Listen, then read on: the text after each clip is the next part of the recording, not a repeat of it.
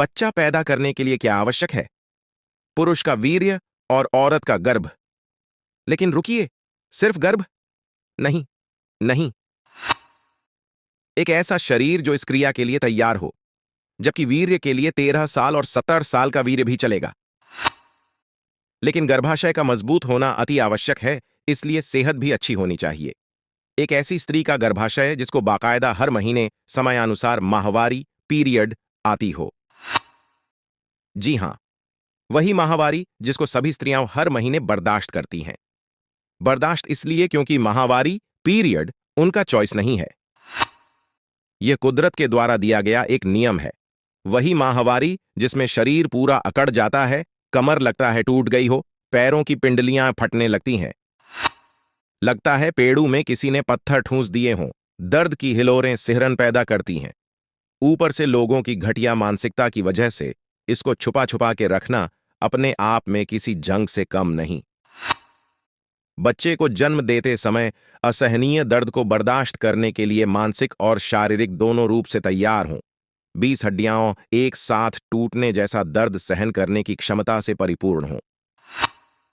गर्भधारण करने के बाद शुरू के 3 से 4 महीने जबरदस्त शारीरिक और हार्मोनल बदलाव के चलते उल्टियां, थकान, अवसाद के लिए मानसिक रूप से तैयार हों।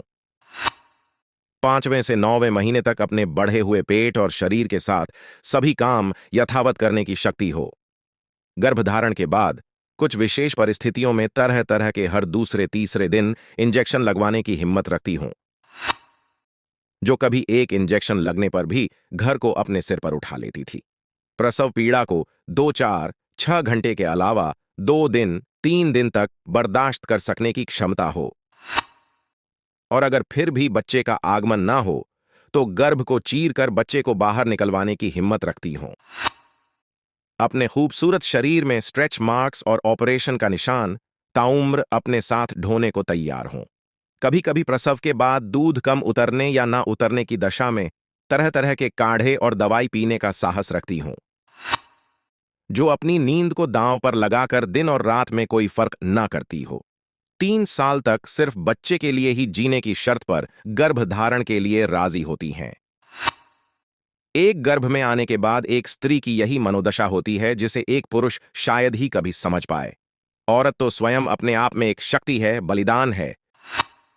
इतना कुछ सहन करते हुए भी वह तुम्हारे अच्छे बुरे, पसंद नापसंद का ख्याल रखती है। अरे, जो पूजा करने योग्य है, जो पूजनीय है, उसे लोग बस अपनी उपभोग समझते हैं। उसके जिंदगी के हर फैसले, खुशियों और धारणाओं पर अपना अंकुश रखकर खुद को मर्द समझते हैं। इस घटिया मर्दानगी पर अगर इतना ही घमंड है तो बस एक दिन खुद को उनकी जगह रखकर देखें। अगर ये 2 कौड्ढी की मर्दानगी बिखर कर चकनाचूर ना हो जाए तो कहना। याद रखें, जो औरतों की इज्जत करना नहीं जानते वो कभी मर्द हो ही नहीं सकते।